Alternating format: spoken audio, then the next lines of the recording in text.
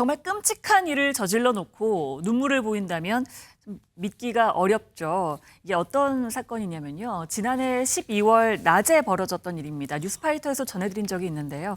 경기도 의정부의 한 아파트에서 있었던 일이고요. 한 40대 남성이 잠들어 있던 30대 태국인 아내의 얼굴과 목에 전기주전자로 끓인 물을 부어서 심각한 화상을 입혔던 사건입니다.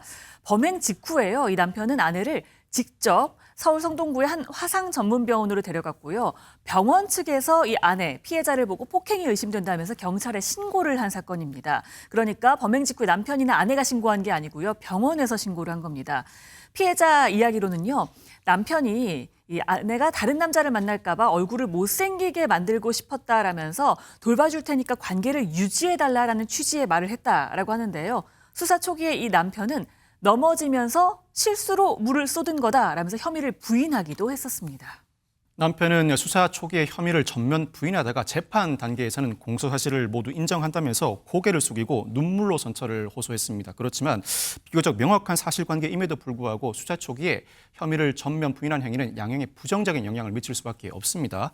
일단 지난 3월 최후 진술에서 남편은 목숨보다 아끼는 아내를 아프게 했다라고 언급을 합니다.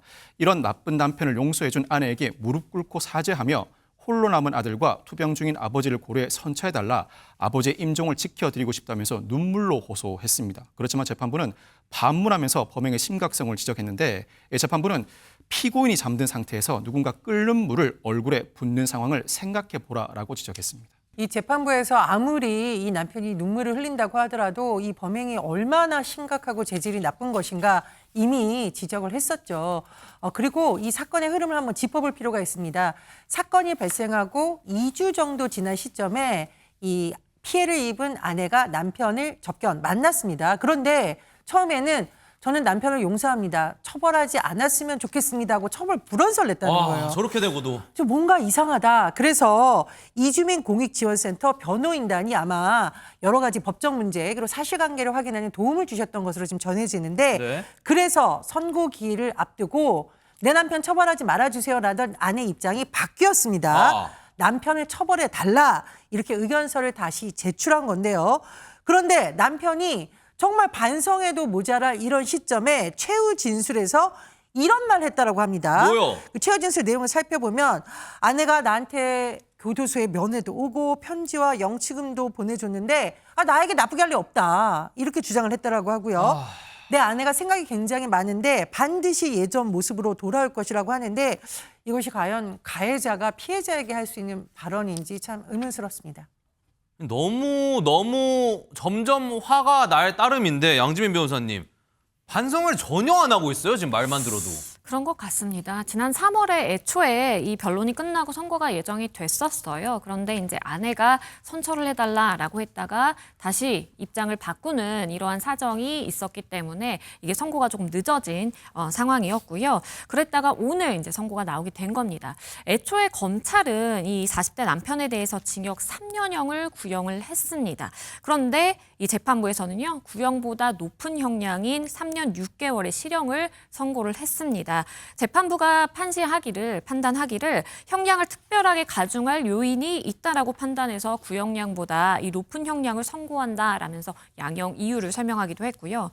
이렇게 이야기를 했습니다. 물을 끓인 후에 잠든 배우자 얼굴에 붓는 일반인으로서 상상하기 어려운 잔혹한 범행을 저질렀다라고 지적을 했고요. 재현 가능성이 매우 높고 피해자의 부정행위를 발견하고 범행했다고 주장했으나 사실 여부와 상관없이 잔혹한 범행은 결코 정당화될 수 없다라고 꼬집었습니다.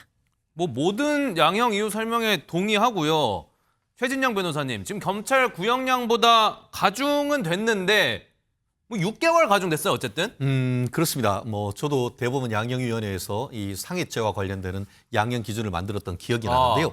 현재 상해 기준으로 봤을 때 법원의 3년 6개월은 거의 중상해에 관해서 할 수 있는 거의 최고형을 선고를 했다. 이렇게 볼 수가 있을 겁니다. 실제로 현재의 상해, 폭행과 관련해서 중상해, 그러니까 4주 내지 5주 이상의 어떤 치료를 요하고 특히 그 피해가 회복된 이후에도 후유 장애라든가 이렇게 추상 장애가 남을 경우에를 중상해라고 합니다. 대표적인 케이스가 이렇게 얼굴에 어떻게 이런 사람의 인두껍을 쓰고 정말 이런 얘기를 할 수가 있겠습니까? 그러다 보니까 지금 중상해 같은 경우에는 기본으로 1년 내지 2년형. 이 형이 가중될 때 같은 경우에는 1년 6개월에서 징역 4년형까지 선고를 할 수가 있거든요.